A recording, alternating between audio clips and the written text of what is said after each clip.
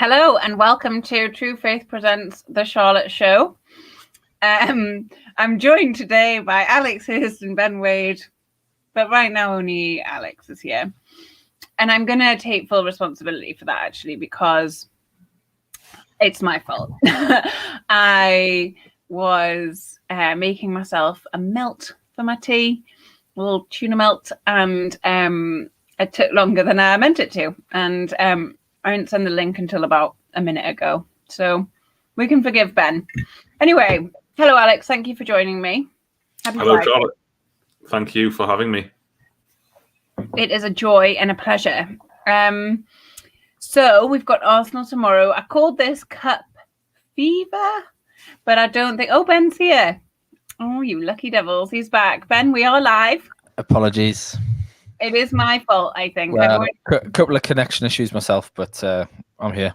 Very good of you to admit, because I already took the full responsibility for this. Well, well, thank you for getting here. I've got a half-eaten tea next to me, but I'll eat it after. It's didn't do time very well today. Yes, so I called this show Cup Fever. I guess we are, well, I don't guess, I know we are playing Arsenal tomorrow in the FA Cup. Alex, how are you feeling about it? I know that, our management said that we're going to make more of an effort in the Cups when he first came in. We have had some lucky runs in the Cups that we've been part of since our current manager has been managing us. Do you feel anything towards tomorrow's fixture? I feel quite sad about it, which is a shame because it's supposed to be one of the highlights of the calendar, isn't it? It was back in the day, and I'm not talking about like before we were born or anything. I'm talking about like 10 years ago, maybe a little bit longer. FA Cup third round day was always a reason for celebration and at least looking forward to it. And I just feel like tomorrow's a fixture that everyone involved with the club would rather not have to fulfill. I might be wrong, but that's how it feels. Steve Bruce, for, like you say, Charlotte, for all his patter about making, good in the cups, and the cups are important. I think he's picked one full strength team in the whole time he was here in the cup, and that was Brentford. Even against Man City in the quarterfinal last year, he dropped a goalkeeper. He rested Dwight Gale. So. Yeah, it's kind of a symbol of Newcastle United's current woes, the FA Cup. Yeah, I mean, same. Last season we did okay, and then this season we've had some really lucky fixtures. That is true. A lot of people who defend Steve Bruce get angry with people saying he's a lucky manager, but you cannot deny that some of the draws that we've had have been really lucky. Having said that, I'm still delighted to go through every time that we have, even if it has been difficult. But yeah, I kind of feel nothing about tomorrow. I don't know. If you're watching, how are you feeling? Ben, how are you feeling? I'm not excited at all. I mean, I wouldn't necessarily go as far to say I'm sad about it, but it's just I'm fully expecting to get beat tomorrow, so it's just not. Don't really have any thoughts on it. I think there's still a disappointment there off the back of what happened with the Brentford game, in terms of, I think that was a massive opportunity to get into a semi-final, which would have been a good step in the right direction and would have shown that we were taking things seriously. I mean, we would have ended up playing Spurs, who comfortably beat Brentford, so you kind of think, well, we would have just got beaten in the next round. But it was just such a disappointing performance against Brentford. And we're up against an Arsenal team that seemed to have started to hit a bit of form. So there's nothing really positive going into it to think, oh, we might get into the fourth round of the FA Cup. Like, who cares? Doesn't really matter. Yeah, you're right. You raise a really good point that Arsenal, who have been a little bit up and down, and there were calls for Arteta's head a little bit at the beginning of this season. They really are finding their stride, and I don't imagine will be taking their foot off the pedal if they could have for this fixture. They want to prove, or Arteta would, I assume, want to prove that this is his job and he is in it for the long haul. So not expecting a kind game from Arsenal tomorrow if they've got it. Hello, Greg. We've got a question in from Mark, which I'll ask, but I do want to pull on a couple of positives, and one, as confirmed today. I was going to ask you if you expected it today, but it was confirmed today in Steve Bruce's press conference, which of course we will get to, that Dubravka will be playing tomorrow, which makes total sense to me. He's back fit. If you can't pull Darlow out on the form he's having, but if you flip it, this would be if Dubravka was fit and playing in all our Premier League games, Darlow would be playing this game. So it makes total sense to me. And that's exciting. I'm really excited to see how he's doing and whether or not he's back to his good self. Good self, sure. And then also we are told that Jamal Lascelles is back. Is going to be back tomorrow. I don't think ASM is back tomorrow in the lineup. We have to discuss him as well because there's stuff going on there. In an ideal world, what I would have done is have my tea with loads of time to spare, and I would have written these things down, but we will get to them. And if you're watching, remind me, comment, etc. But yes, we've had this question from Mark. Alex, can you chime in? Remind him of some enjoyable, one will do for me, third round ties since you've been going, if possible. It's a really good question, Mark, because there's so... Before you do, can I just say, you're really low down in between us both. And hey, I'm just a small little man. Stop shaming me. The question, someone get him a step, covering your face, and yeah, you need a little booster seat, yeah, which is strange because you are much taller than I am. Yeah, here I am. Is that better? It's a bit better. Go on though. I'm gonna move right into the camera like this. I'm trying to get right.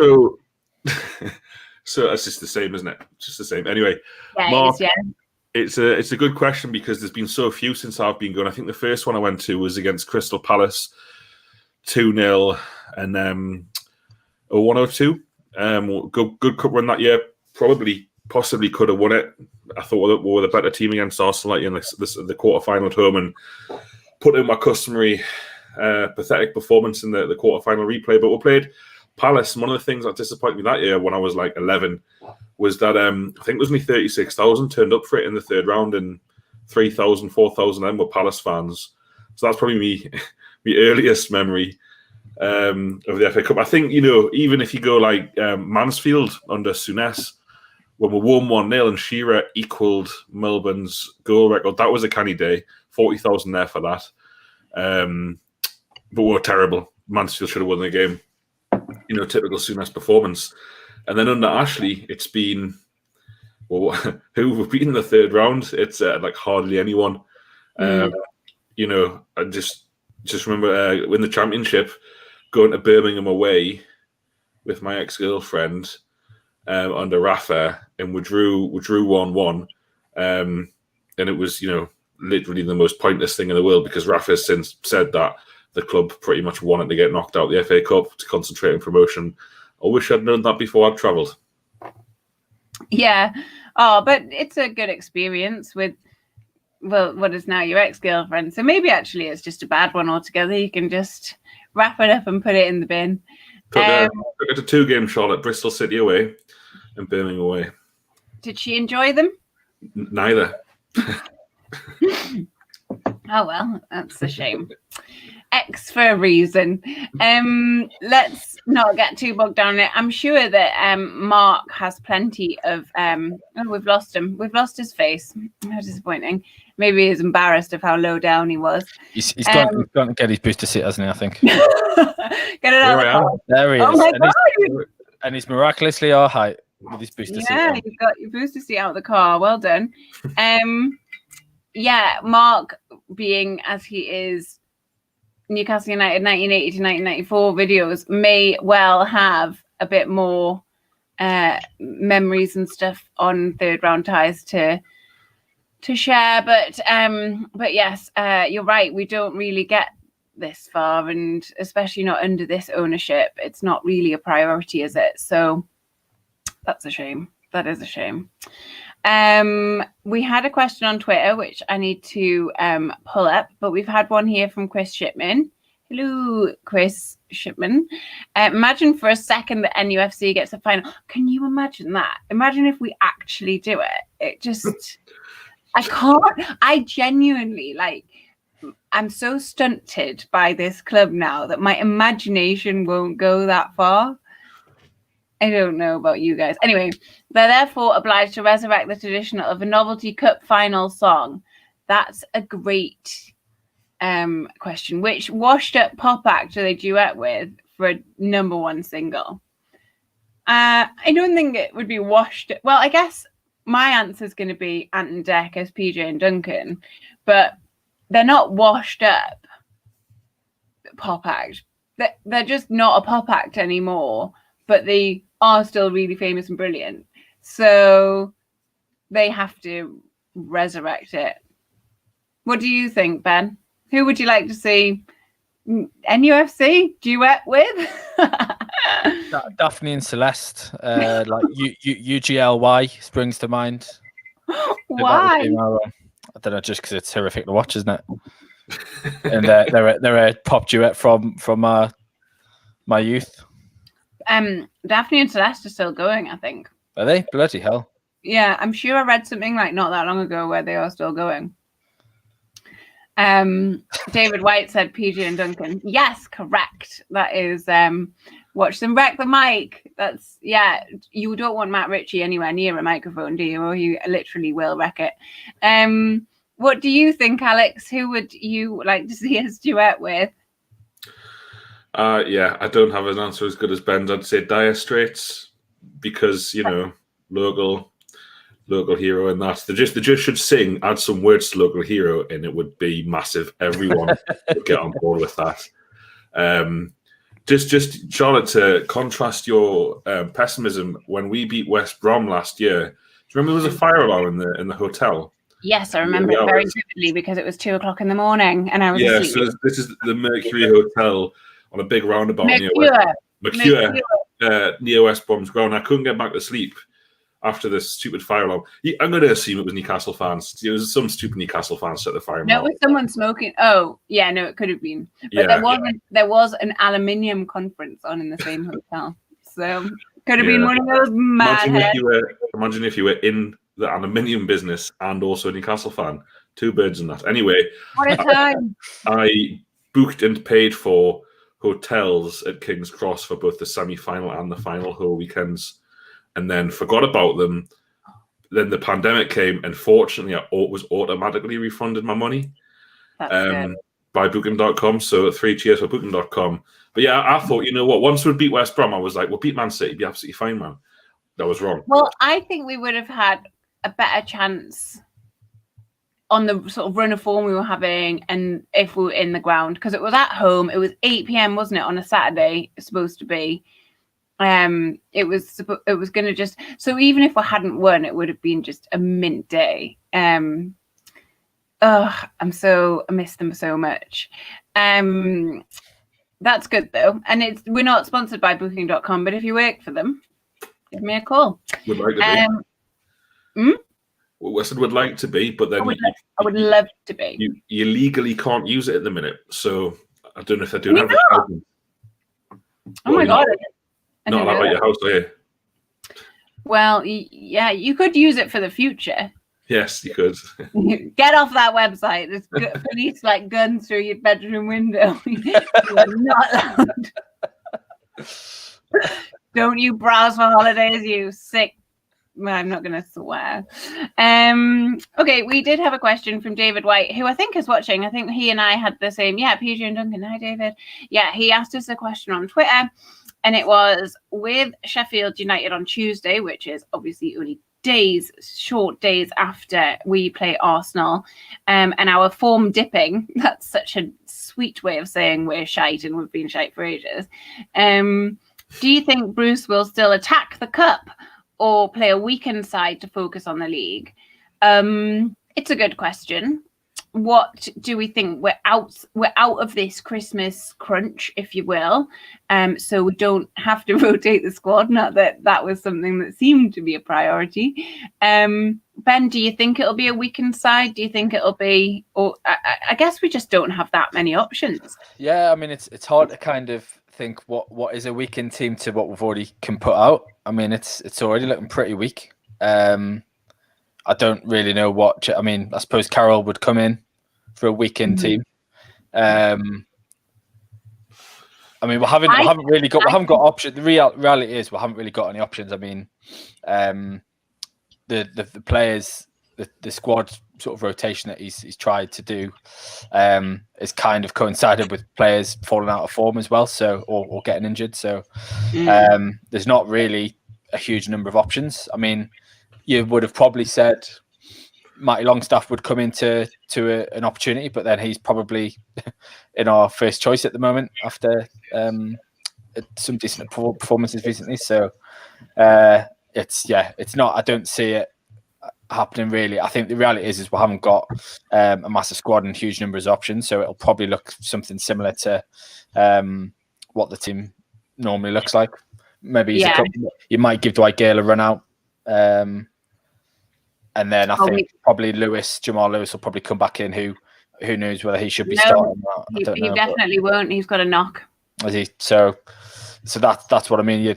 Dominic probably then maybe he's get wheeled out for his testimonial. And there's just not many options. Is there? I mean, the defenders are obviously. So you're saying Lascelles might come in. I don't know whether he'd want to give him 90 minutes in one go. So. There's just not a huge number of options. The most options we've got is do we go with Joe Linton, Carroll, or Gale up top? It's not anything to get excited about. You say you don't think you would want to give Lascelles 90 minutes in one go, but he gave Florian Lejeune 3 games in 1 week after an ACL injury. So very true. I don't know that we can bank on that. It's a good point. We don't really have the squad strength. To what you said about Andy Carroll, I think after he scored last week, I was like, right, he's starting next week. Like, it's only fair to him. You can't drop him after scoring. But that is the way that I think that he thinks. Like, it won't be fair to drop him for another 5 games now. He's got himself a decent little run in the team. What do you think, Alex? I fully expect to see Andy Carroll in the starting lineup tomorrow. I agree. Even if can you imagine if Newcastle get beat like 5-1 tomorrow, but Carroll scores, like Bruce will say to Andy, it's left wing for you against Sheffield United. I've got to get you in some way. I can't drop you. Yeah, undroppable. If Joe Linton can do it, you can do it, mate. But I think to the original question, he should just play 4-4-2 and have a go at the cup, but he won't. I think we've won 2 of the last 23 league games. We've played 5 at the back. So it's almost like setting up to lose, isn't it? It is setting up to lose the game, and I think you'll do that. I think there was a really interesting clip of Darren Bent on social media today in an interview he gave where we talked about when Sunderland lost 7-2 at Chelsea, and Bruce came in after the game and said, right, lads, don't think that we can take anything from that one onto the next one. And that was his personal match analysis, and then never mentioned it again. That's how he approaches these top sides, even though Arsenal have been below us in the league for most of the season. He'll just be happy to get beat 2-0, won't he? Just like he was against Man City. He said the Man City was a massive improvement, losing 2-0, so more the same. Yeah. That was very depressing, that comment. There were lots of depressing comments. I'm sure we'll get onto them. Greg, who was watching, said he travelled over to the third round against Cardiff a few years ago and they beat us 2-1 at home when Solskjaer was managing. That was pretty shite too. Greg's having a bad time as well. Greg's one of our patrons and he tested positive for COVID a little while ago and he's been self-isolating in his own bedroom because his wife and child have tested negative, so they've just shut him in his bedroom. So thank you for tuning in, Greg. I hope we are giving you some kind of escapism from all that. You're nearly there. I hope you're feeling better. Yes, so let's talk about oh God, yeah, Chris, it's win the second half. No, like it's just going to be horrible tomorrow. That's a reference to this Darren Bent thing when they were 5-0 down at half time. He says, "Just go out win the second half. That's what counts." And they scored 2 and conceded 2, so I think he was pleased with that. Absolutely not. Like win. Good 2-2 win. That's like that comment a while ago. Do you remember where you missed the last 50 minutes of the game or whatever? It's like we missed just most of the game.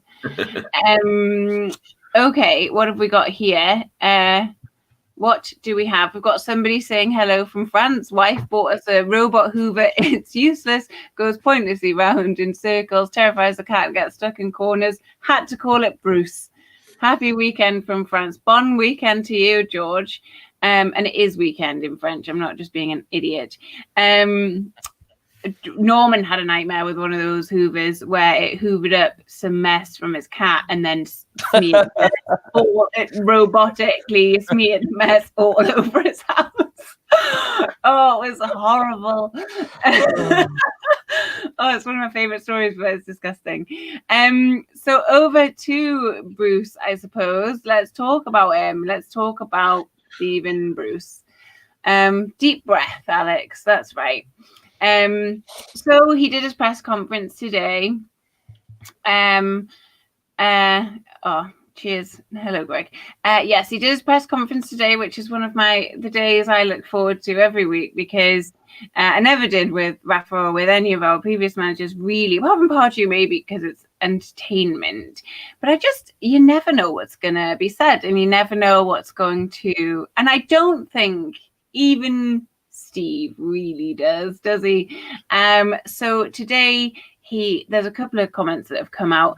Again, he really has not let go of the 1, 2, 3 or 4. Like he seems incapable of actually knowing the personnel that he's got and how many are in or out. 3 or 4 have knocks. 2 or 3 have COVID. 1, 2, 3 of them are out. So we had that, but we also had the comment. Hi, Davey. We also had the comment today from Bruce about COVID and stopping all football. So he said, I think it was due to the Villa thing because Villa are going to field their under 23s tomorrow, I think. In their under 18s, I think, as well, isn't it? Yeah, right. Yeah, because they've got such a bad outbreak at their training ground.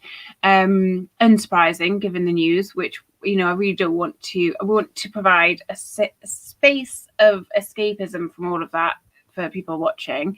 But he said they will have he was asked whether or not he could see Premier League people hitting pause on games like they did last March because obviously we just went into this lockdown and everything stopped. And he said they'll have to be looking at it. Financially, it's right to play on, of course, but for me, morally, it's probably wrong. I understand that people want to see a game of football, but we're just as vulnerable to catch this as everyone else. Alex, we talked a little bit about this. What is your take on those comments? Yeah, it was a surprise, but you always get a surprise, don't you? There's always one topic which he goes into. It's funny that he hasn't said it before now, but he said it today. And like the comment on screen, I just think it must be so, terrible for the players to hear. Like before going out in Arsenal in the cup game, I was like, right, lads, we shouldn't be playing. We'll be made to play against our will. But when you go out there still, and please give me 100%. My issue with it, Charlotte, is, and I don't want to get overly, accusatory here or anything like that, But if I was to, my camera's moved. But if I Yes. was to pick one group of professionals during the pandemic who haven't followed the rules, it would be footballers. So how about the footballers don't consistently break the rules, and not only break the rules, but film themselves or picture themselves breaking the rules and then post it online to millions of people. It's like that might be the starting block, Steve, rather than have to cancel all of football. If you think about it, the biosecure protocols that are in place have been working for a long time now. Obviously, the mutant though. Yeah, that's true, and it's far more prevalent. But it's like ASM went to Sainsbury's last night. Why? Yeah, I want to talk about that. Just don't go. Just don't go to Sainsbury's. Send someone else, or order online or anything. Just don't go. Ring a friend. I'll do it. I'll do it. If you want me to go to Sainsbury's, and if any Newcastle players are watching, we go to Sainsbury's, and I'll drop the food outside the door. I'm not going near them. I'll do it. You know that Jack Grealish. I will also do that, but I can't promise not to go near them. Jack Grealish and who was the other player? Ross Barkley. Ross Barkley, yeah. Filming a sex video in a pandemic. Just don't do it. Just don't film it. Like, so I reckon if Steve gets the players to kind of follow some kind of safety protocols, that might help the stop of the spread inside the club. It's difficult though, isn't it? And he's an older guy. He's overweight, so he's an at-risk person, and I don't want to diminish that. But also, there's only two managers who've come out and said it, and both of their teams are in horrific form in Allardyce and Bruce. So it suggests that they're full of shit. But what do you think? Yeah, it's that. We've got this comment from Jonesy here on the screen. For those of you just listening to the audio, I will read it out. And also, every time I come on this platform to do these, it says, remember to greet your people who aren't watching live, who watch later. So hello, if you're watching later. Bruce's point is valid. However, it seems disingenuous and smacks of desperation and opportunism.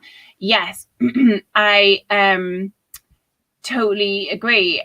And that sort of feeds into what Alex is saying there about it being like full of shit. Like this it would work for you.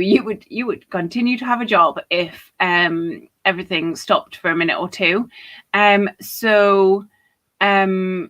Yeah, the broader point is valid. And I want to get us on to talking about this sort of thing that has been on social media today. I don't know if people have seen it, but it's about whether or not we should vaccinate footballers. I would like to talk about that shortly. I mean, generally, yes, but the idea is whether or not we should vaccinate them first is the question, not whether or not we should vaccinate them at all. That would be insane. But yes, it does seem a little bit disingenuous because you do question the motivation. Is it a health concern thing, or is it just I need some time here to sort things out kind of concern? Is that the primary concern? And I see that with people I know, like wanting to be furloughed because they're, worried about getting it. And I'm sure that's true, but they also definitely just don't want to go to work. So there's it's that kind of dichotomy, I suppose. Ben, what do you think? Do you agree? It's an interesting point because I think obviously Dyche has come out and said he thinks they should be prioritised, and it is a strange one in that they kind of have been sort of. There was comments from Danny Rose, I remember, at the beginning of the lockdown last time, sort of saying he came out with similar sort of comments around it being immoral and that the footballers were kind of being used as guinea pigs and put out there. And it is an unusual one because obviously football isn't an essential, like they're not key workers or anything like that. They don't really provide a service to people. So it kind of is unusual that they're being sort of expected to play on. And I mean, obviously as a football fan, I'm delighted it's still going on, but in terms of priorities, it shouldn't really be a priority. So I can kind of understand those within the game sort of speaking out about that. But I mean, Alex is right in terms of the conduct of the actual players that a lot. I mean, you can't speak for all of them, but the ones that are obviously getting caught out on it have just been really, really stupid. And it's kind of like, well, it's a difficult one to sort of want to say, oh, they should be a priority to get vaccinated when they're not a priority at all in any shape or form. So it's a weird one. I mean, obviously, in terms of the sort of Bruce coming out saying whether they should be playing is morally wrong or whatever, I think it's a bit strong to say it's morally wrong. I feel like, personally, I feel like that might be a personal opinion, but it was very strange to like put that out there in a press conference to say that. Does that make sense? Yeah. I don't know. Anyway, so what Ben's alluding to there and what I kind of wanted to get onto next, just to give it a bit more context and explicitness. That's a word. It's a word now. The chief features writer, Henry Mance at the Financial Times, tweeted a poll today.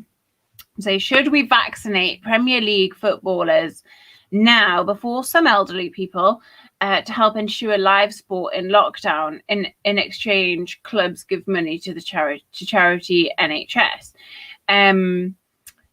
It's just I think that like Ben said there, that I think that comes off the back of some of Sean Dyche's comments that should happen. I think it's finished. Yeah, it's finished now. It's had about 7,000 participants. And it's no 73%, but yes 27%.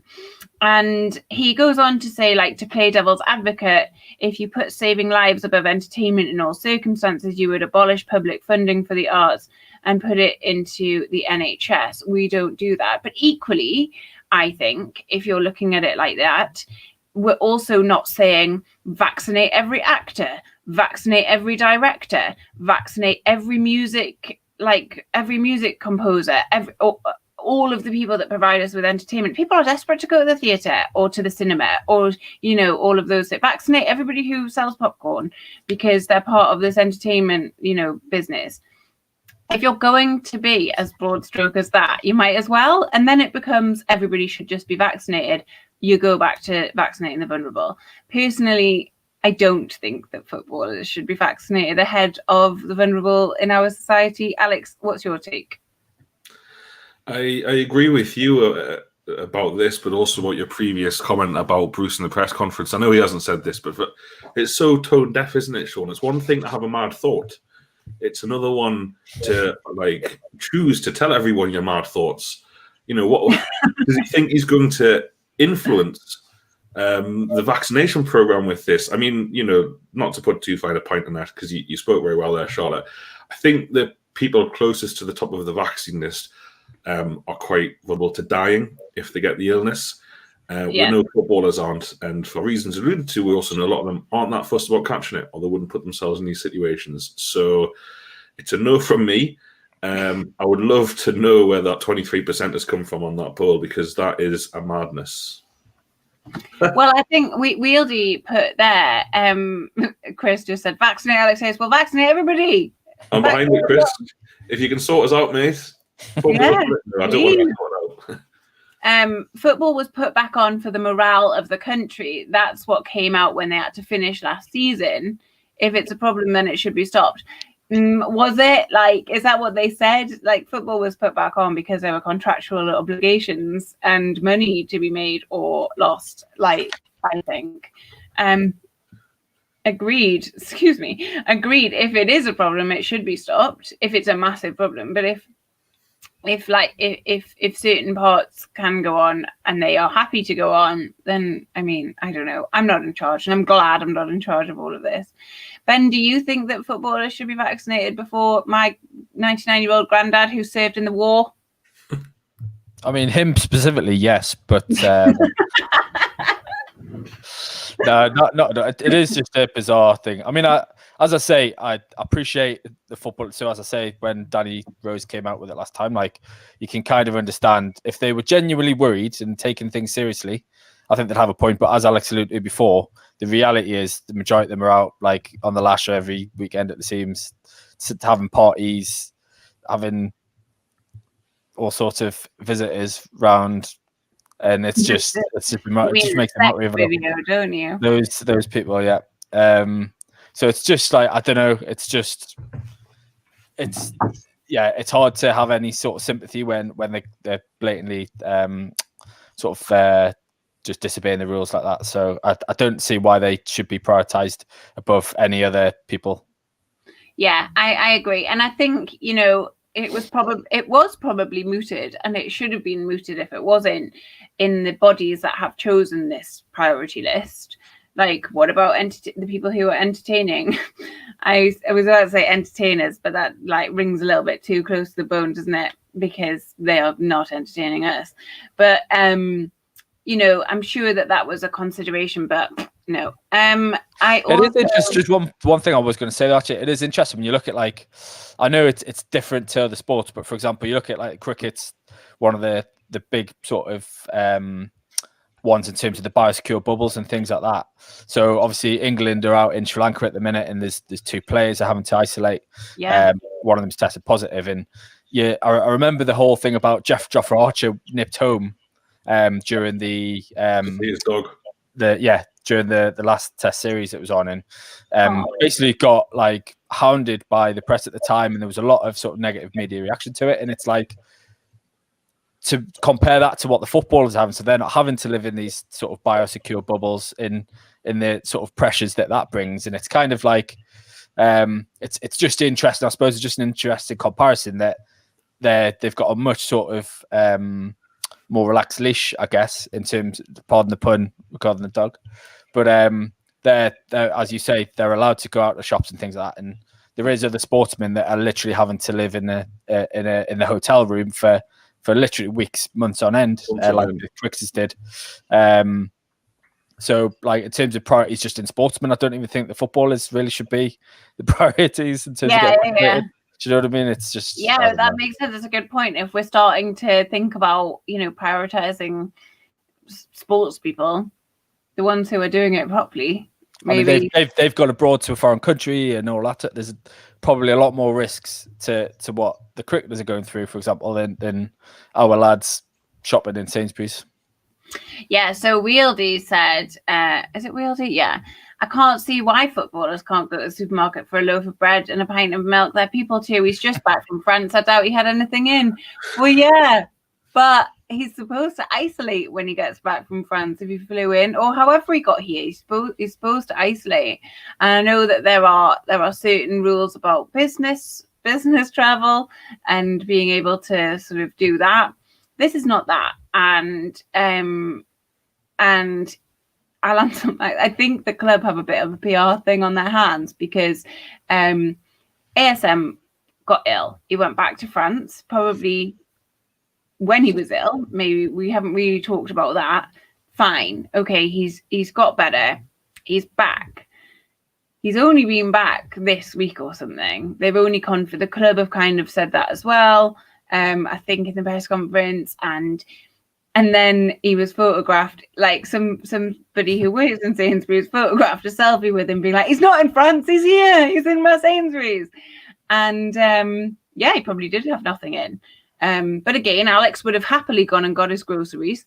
But the point is, now the club have a bit of a PR issue on their hands. And there was something was it in the Chronicle, Alex, that you sent us?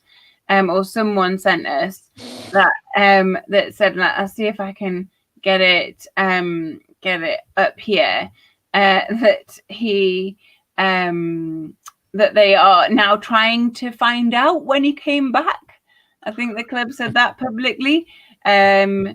He said, "Oh, I've lost it, so I apologize." But yes, the club is trying to work out when ASM got back, and I think that it is a bit of arse covering. What do you think, Alex? I disagree with Wieldy. Like, I get it, and yes, I want them to be able to go to the shops. But Ben called it right, Jofra Archer, because he played in all of England's Test matches, apart from the one he got banned for not sticking to the bubble. All the T20s and all the ODIs was in a secure bubble for 2 months, That's 2 months where he was not allowed to see any friends, any family. He couldn't go to a coffee shop. He couldn't go to a shop. And whilst the football season's longer, like if you look at the sacrifices made by people in general, there are people who have been shielding since March, who haven't been to a shop since March. There are people, older people who have gone through incredibly lonely periods, not able to see family or friends, not able to go to the shops because it's not safe for them to do so, and it's not safe for us to do so. I reckon the lads at Newcastle and other Premier League clubs could just kind of bring this one and bear it. Like, they've got the money to pay people to do this for them while it's shite. For them, they get to go and see their mates every day and play football every day. So I would rather that they just cracked on. Yeah, but maybe ASM actually hates all the rest of the squad and they're not his mates, so it's not a big pick. Well, that may be the case, but I doubt. He says he loves Steve Bruce, so there's one person who he likes. Not just likes. Yeah, loves. He loves this trainer. He calls him a trainer. Oh, that's probably the first time in his whole career that he's been called that. Joseph Gardner. Hello, Joseph. From Portland, Oregon, across the pond. I think Joe, I follow on Twitter. I think he's one of our patrons as well. Hello. Finally able to listen due to no work and kids napping at the same time. Great. Love that for you. Just curious. So we're pulling back from the current news, sort of current affair news. Just curious about Almiron and Yedlin. Staying going, sell high, still able to contribute. Ben, what do you think? There's a lot of talk around. Let's talk about Almiron first. There is talk about selling him. Bruce, I think, does not know what to do with him. And I think we could fetch a decent price for him because he's good. And a good manager would be able to do something brilliant with him, I think. However, it then raises the question, what are you going to buy? And then we lose that pace and creativity in the squad. What do you think? Do you think he'll go? I mean, I'd be good if he did go because I think he is a quality player, and we're not getting the potential out of him at the minute. You're right, he is just wasted. I mean, in terms of options, I mean, obviously we're relied on. Jacob Murphy has somehow resurrected his career at Newcastle United. That's like the sort of bare bones that we're down to in terms of options. So it would be crazy if they let him go. Absolutely mental. I mean, I could see teams coming in for him. I could see other teams wanting him because I think his work rate's incredible. He would fit into the style of play that a lot of Premier League teams at the minute employ in terms of high press and sort of high work rate and things like that. So he is a quality player. But if we got rid of him, I mean, that would just, as you say, I think that would sort of put the just show basically what the ambition of the club is at the moment. And because, as you say, who are we going to be able to replace his ability with for the amount of money that realistically we would spend would be searching the championship for a loanee probably. I mean, obviously Fraser's been brought into the club, but has obviously had fitness issues. So he's not even necessarily available. As I say, you've got Murphy as your other options. There's always Joe Linton on the left wing, so I suppose we've got that one. But it would be mental to allow Almiron to go. He's quite clearly he's in the top 2 or 3 players in the squad. If we could just find a position and a style to let him do what he's good at, then he would be performing for us. But yeah, it's a strange one because he is wasted at the minute. Yeah. What about you, Alex? Do you think we will see Almiron or Yedlin go this window? No, I think they're both going to summer though. For me, at the minute, they both start. I mean, Almiron, I said for a long time, I would play behind Callum Wilson and use his pace. Actually, use his pace to stretch sides, but Bruce is never going to do that. Yedlin totally left out, ignored, a bit like Matty Longstaff, completely ignored all season, and then all of a sudden comes in and plays better than players that were playing the same position before him. You know, the fact that he put Jacob Murphy and Emil Kraft ahead of Yedlin this season is like criminal. It's mental, isn't it? It's the same with Matty Longstaff. The fact that he has had to wait till Boxing Day to get a game. But then he got 3 in a row. Yeah, then he got 3. But we've talked about it on podcasts before. It makes no sense. But anyway, Joseph, I think we're not going to bring many players in. I know we have to get rid of one of our 25-man squad. You'd think Yedlin is the most likely to leave because his contract's up the end of the season. So if they're going to be able to get any money from it, it's now. But I don't think they'll get much in the current economic football climate. Someone said there that they don't think that Miguel Almiron would get 10 million on his current form, but I totally disagree. I think there's so much potential there, and I think you could command a lot more. I think I've said it a couple of times. I don't think he's playing particularly well, but it's the talent and potential. Yeah. No, I get that, but I think I suppose what his point is that he's not playing particularly great at the minute. So we bought him for what, 20 million. Is he playing better now than when he arrived? Probably not, but a lot of that is to do with the players around him. I mean, it's interesting. You look at Haller, £40 million striker for West Ham's going for I think 20 million or something to Ajax. So if you look at that kind of seems to be the market. Obviously, every club is probably counting the pennies at the minute. So you wouldn't expect teams to be paying over the odds for players if they don't need to. I mean, it would just be. I kind of understand where he's come from, but at the same time, like, why would Newcastle sell him for 10 million? It would be absolute crazy business. So, as I say, who are they going to bring in with his ability? Even if he is playing badly, he's still in the top 5-6 players in our team. I would say. Yeah, you're absolutely right. Chris says Miggy will end up in Spain and eventually, and show us exactly what you can offer. Probably. So just like Hosselu, who's in what is it that? Oh, it was the FIFA. It was Mickey was saying it was the FIFA team of the year nominations, I think. And Marino, I think, as well. Yeah, Mikel Marino made that. You know what? You're probably right. There are managers in La Liga that could get more out of him. He'd fit into like an Atletico Madrid style of player. I reckon he'd do all right with them. Yeah. There was another question from Chris that was interesting. So I'm just going to scroll up. Right. I know this will never happen like ever, but do you think the club should allow access to fan podcasts to input questions to the manager during these pre-post match conferences? Oh my God, that would be so good. But the problem is as well, you even for the journos, they ask a question, but you don't get a follow-up. So even if we're asked a question, if it's batted away, you don't get to go back and be like, sorry, you have not answered that. Alex, would you like the opportunity to get into a press conference with Steve Bruce? I think it's a good point overall. You're gonna, possibly get better questions asked, but I don't think it would make any difference under someone like Steve Bruce. I think he's going to say what he says. How would Steve Bruce deal with a fan asking the question when, like, someone asks him, "Have you fallen out with St. Maximan?" and he goes off it and says, "Are you calling me a liar?" Like, that just wouldn't work with fans, would it? Because it's not that professional interaction. But I think what some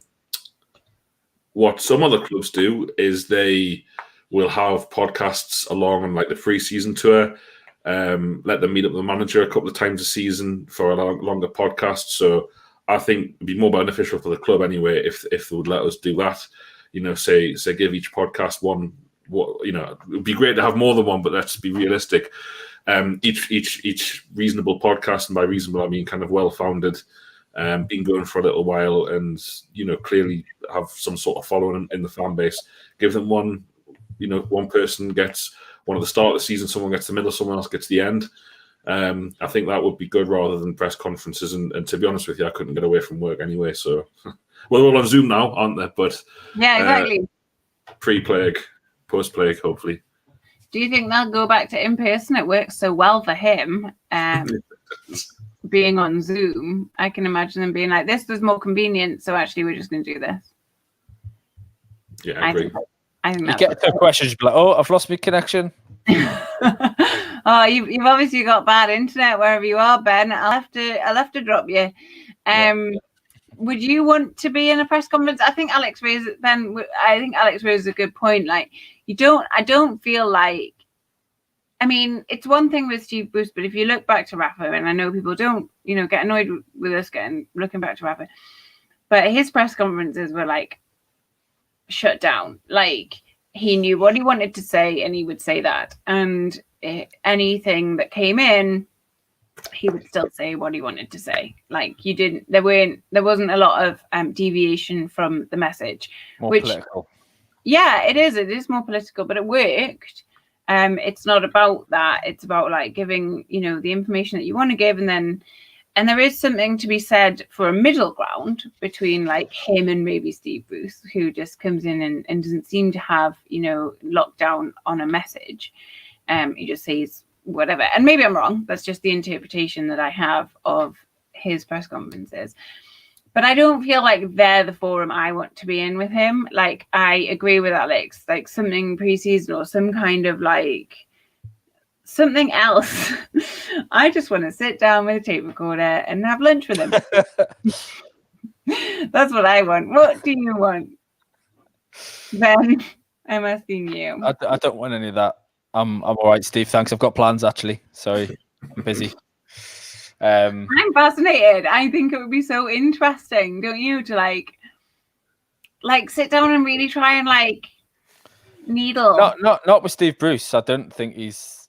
I think he's quite a simple man. I don't imagine he's got any aura of sort of anything special about him. I think he's just a bloke that used to play footy that somehow managed to bag a load of football and managing jobs for 20 years and still burgling a living. But I don't.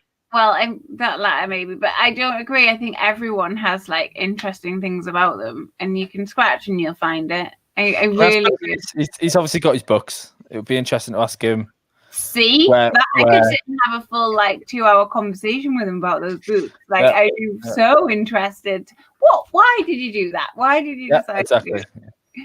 And how much did you get paid? And did you write any of them really? And like all of that. I find it. And are you aware of how much they go for on eBay now? It's like hundreds of pounds because they're not in print anymore. Kev Reed says, I'd love to see Norman Riley fire a few questions at Bruce. Yeah, Steve Bruce doesn't let people, as someone alluded to in the comments, Steve Bruce doesn't let people finish their question well. I don't think that would go down very well with Norman after a couple of interruptions. Maybe I'm wrong. Mark's watching. He says, what do you think is the club's master plan to attract 10k missing supporters back and stop thousands more walking away? Alex, have I given you a complex about your camera? No, it's fallen down. I'll slouch. No, it's fine. Oh God, he's having a lovely evening, isn't he? No, it's fine. Now you're much higher than us. This is so funny. Hang on. Oh, he's gone. He's taking the booster seat away, everybody. What do you think the club's master plan is? I think that is very optimistic to assume that the club has a master plan. What do you think, Alex? Or any kind of plan, actually, not even just a master one. I don't think they expect to be in jobs, some of them. When fans are back in, I still think they're hoping this not hoping, but the takeover still looms large, dominates life. And ultimately, it just doesn't matter that much, does it? Because although I'm sure they'd like to have them in the ground, I imagine they'll probably just give away a load of free tickets again. That's the solution to a lot of their problems, isn't it? I mean, keep season ticket prices low. They think they're doing too good a job with Steve Bruce 15th in the league to suggest, if they had a master plan, it would suggest that they thought something was wrong. But it's us, we're wrong to them. I think having a master plan doesn't suggest something's wrong. It just means you're forward thinking. But I also don't think that they're particularly forward thinking. I'm silent. How embarrassing. Sorry. I should cut like the stream there just while everyone was quiet and be like, drop the mic. But if I drop the microphone, I'd break it. So I won't. Somebody said earlier, have you been listening to Keith Patterson on Race Channel? The answer is no. But because I was busy not prepping for this.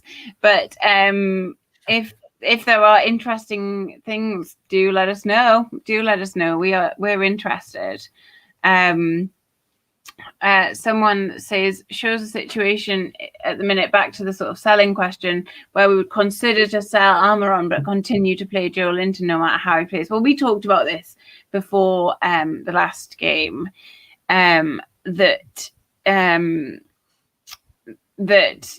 Joe Linton has got to have something in his contract. Like, there's no way that he would be starting without some kind of clause in his contract. Andrew Thompson also wants to know what treats you have in tonight, Ben. I don't know what it means. None yet. I might have to nip to the shop, get some in. Nothing at the moment. Say hello to Alison Maximan. Yeah, don't forget to take a selfie with the cashier. Yeah, I'll go and see if he's hanging around Bent Asda these days. I made cinnamon buns yesterday, so I have those as my treats for this evening. But I need to finish my tea before I do that. So with that in mind, I'm going to wrap us up shortly because we've needed an hour, and everyone wants to do their Friday. So, and for people watching, I've remembered, for people watching tomorrow, if you are before the game, let's wrap it back round to the Arsenal game. Ben, what are you expecting the score to be tomorrow? 4-1, 4-0, 4-0. Wow, you dropped. I assume that's to Arsenal. Well, I was gonna give Andy Carroll's one goal at the end, but it won't happen. Alex, what do you think it's going to be? Yes, I think Arsenal will win fairly comfortably. I'll be a bit more positive than Ben, and I'll say 2-0 to Arsenal, where we don't have a shot in anger, and Steve Bruce just tells the players after the game, well, Arsenal were the better side, on to the next one. And that is how we roll. Well, there won't be a next one because it's an FA Cup game. Yeah. Well, there is a next one in Bruce's mind because we'll play them a week later. Arsenal right, again. Not how the cup ties work. Chris says Keith claims he's in contact with David, her husband, DeMarco, and Ashley. Okay, fine. I just don't want to get involved with it all because I have been burned too many times. So I'll get excited when I know it's happening, when everybody confirms it. I'm going to say the scoreline tomorrow is going to be, I'm going to give Big Andy his goal, but it's going to be 3-1 to Arsenal. So a win for us in Steve Bruce's eyes, but very much a loss in everybody else's. So thank you, everybody, for watching. We'll be back. I'm not sure when, probably next week, not before Sheffield, but after Arsenal again. Is it going to be Arsenal again? Yeah, it is. God. Groundhog Day. Okay, well, we'll be back then. Thanks for watching and stay safe.